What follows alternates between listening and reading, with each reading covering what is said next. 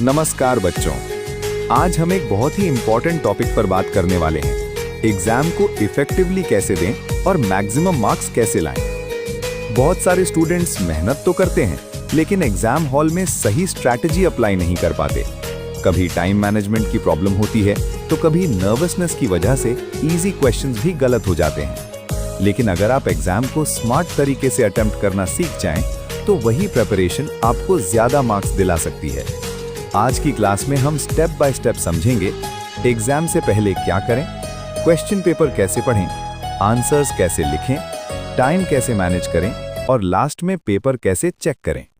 अब हम बात करते हैं एग्जाम शुरू होने से पहले आपको क्या करना चाहिए।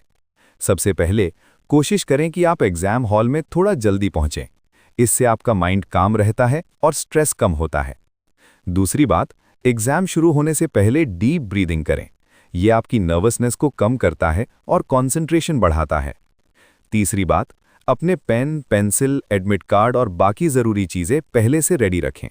और सबसे इम्पॉर्टेंट, अपने आप से कहें, मैंने तैयारी की है, मैं अच्छा कर सकता हूं। याद रखिए, positive mindset equals better performance. अब एग्जाम शुरू हो चुका है और आपके पास क्वेश्चन पेपर आ चुका है। यहां सबसे कॉमन मिस्टेक क्या होती है? स्टूडेंट्स तुरंत लिखना शुरू कर देते हैं, लेकिन आपको ऐसा बिल्कुल नहीं करना है। पहले 2-3 मिनट पूरा क्वेश्चन पेपर ध्यान से पढ़िए।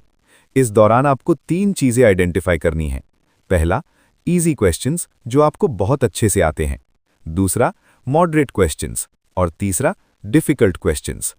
अब अपनी स्ट्रैटेजी बनाइए। हमेशा पहले इजी क्वेश्चंस अटेम्प्ट करें। इससे आपका कॉन्फिडेंस बढ़ता है और शुरुआत स्ट्रांग होती है। अब बात करते हैं सबसे इंपॉर्टेंट फैक्टर की, टाइम मैनेजमेंट की। मान लीजिए आपका पेपर 3 घंटे का है, तो आपको पहले से डिसाइड करना होगा कि किस क्वेश्चन को कितना टाइम देना है। एक सिंपल रूल फॉलो करें। इजी क्वेश्चंस कम समय, मीडियम क्वेश्चंस नॉर्मल समय, डिफिकल्ट क्वेश्चंस लिमिटेड समय। अगर कोई क्वेश्चन ज्यादा टाइम ले रहा है तो उस पर अटकिए मत, उसे मार्क करें और आगे बढ़ जाएं। बाद में वापस आकर अटेम्प्ट करें। याद रखिए, पूरा पेपर अटेम्प्ट करना ज्यादा इंपॉर्टेंट है, एक क्वेश्चन में फंसना नहीं। अब बात करते हैं आंसर्स कैसे लिखें। एग्जामिनर को आपका आंसर क्लियर और ऑर्गेनाइज दिखना चाहिए। इसके लिए कुछ सिंपल टिप्स। सबसे पहले आंसर को प्रॉपर स्ट्रक्चर में लिखें। Introduction, main points, conclusion. जहां पॉसिबल हो पॉइंट्स में लिखें। इंपॉर्टेंट कीवर्ड्स को अंडरलाइन करें। और सबसे जरूरी, आपकी हैंडराइटिंग क्लियर और रीडेबल होनी चाहिए।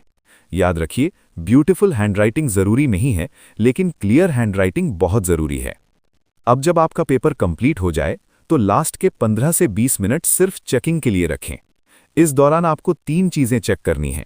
कोई क्वेश्चन छूटा तो नहीं, कोई स्पेलिंग या कैलकुलेशन मिस्टेक तो नहीं, क्वेश्चन नंबर सही लिखा है या नहीं। बहुत बार स्टूडेंट्स अच्छा आंसर लिखते हैं, लेकिन गलत क्वेश्चन नंबर लिख देते हैं और मार्क्स कट जाते हैं। इसलिए पेपर सबमिट करने से पहले एक क्विक रिव्यू जरूर करें। तो बच्चों, आज हमने सीखा कि एग्जाम को इफेक्टिवली कैसे अटेम्प्ट करना है। हमने 5 इंपॉर्टेंट स्टेप्स समझे। पहला, एग्जाम से पहले काम और प्रिपेयर्ड रहना। दूसरा, क्वेश्चन पेपर को ध्यान से पढ़ना। तीसरा, टाइम मैनेजमेंट करना।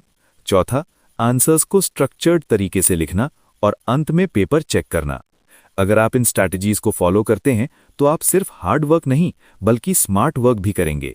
और याद रखिए, right strategy plus good preparation equals maximum marks.